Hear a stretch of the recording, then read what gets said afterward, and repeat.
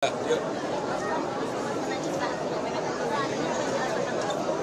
saya selama 2 periode memimpin Seskap ini, saya sangat dekat dengan seluruh staf, karyawan, para pejabat di lingkungan Seskap, dan memang saya bekerja untuk memberi hati dan juga sekaligus merubah paradigma yang ada.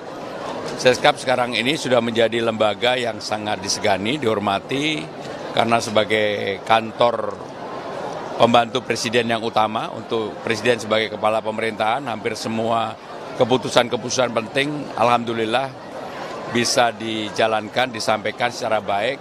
Dan yang paling penting adalah kultur kerja yang di internal itu kultur kerja yang fighter, berbahagia, tetapi tidak pernah ada keterlambatan. Dan selama saya memimpin, praktis semuanya mendapatkan WTP dan nilai yang sangat tinggi dibandingkan dengan kelembagaan lainnya.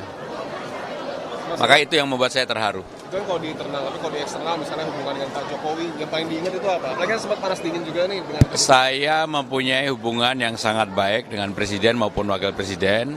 Bahkan ketika hubungan beliau dengan partai yang dekat dengan saya itu ada perbedaan, saya tetap menjalin komunikasi dengan baik dan terbuka. Saya adalah orang yang sama sekali selama menjabat itu tidak pernah mau bicara keluar, apalagi dengan wartawan off the record, saya sama sekali nggak mau. Kenapa itu saya lakukan adalah memberikan pendidikan dan sekaligus tanggung jawab terhadap diri saya sendiri. Semuanya saya kerjakan dengan sungguh-sungguh, walaupun saat ketika kondisinya sedang tidak baik. Maka saya yakinnya pasti beliau, terutama yang memakai apa yang saya siapkan, Presiden, Wakil Presiden, pasti beliau juga mengapresiasi atas apa yang sudah saya lakukan selama ini. Ketika ditandatangani ada pesan khusus mungkin dari Pak Jokowi ke Mas Pram? Ya, karena saya yang meminta, dan dalam surat saya yang terakhir, karena ada beberapa surat sebelumnya, saya meminta untuk disetujui oleh beliau per tanggal 22 September ini. Karena tanggal 22 September ini kan hari penetapan. Saya tidak mau ketika sudah ditetapkan saya tetap menjadi beban di kantor ini. Ya. Tadi cerita soal kerja harus bahagia, Mas Pram, itu boleh dielaborasi? Ya, saya memberi pelajaran dan juga mengajarkan kepada para staf, karyawan, dan para pejabat di internal Seskap, kerja nggak boleh terpaksa.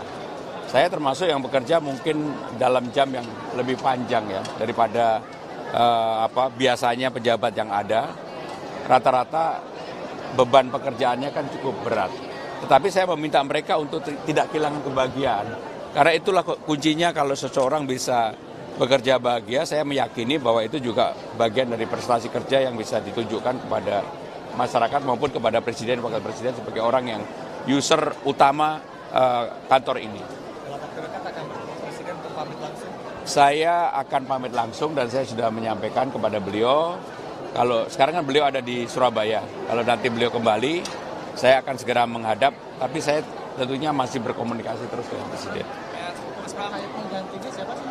Jadi ditunjuk Pak Pratikno, Menteri Sekretaris Negara, menjadi PLT Seskap. PR yang ditinggalkan apa saja Pak untuk sekarang Pak? Ya, sebenarnya relatif sistemnya sudah berjalan dengan baik, termasuk approval atau persetujuan terhadap permen, peraturan kepala lembaga.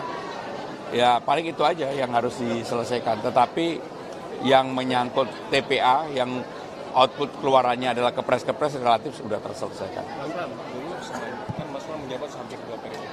Apa dulu yang dilakukan Mas Pram untuk menjembatani kepentingan partai sama kepentingan pemerintah?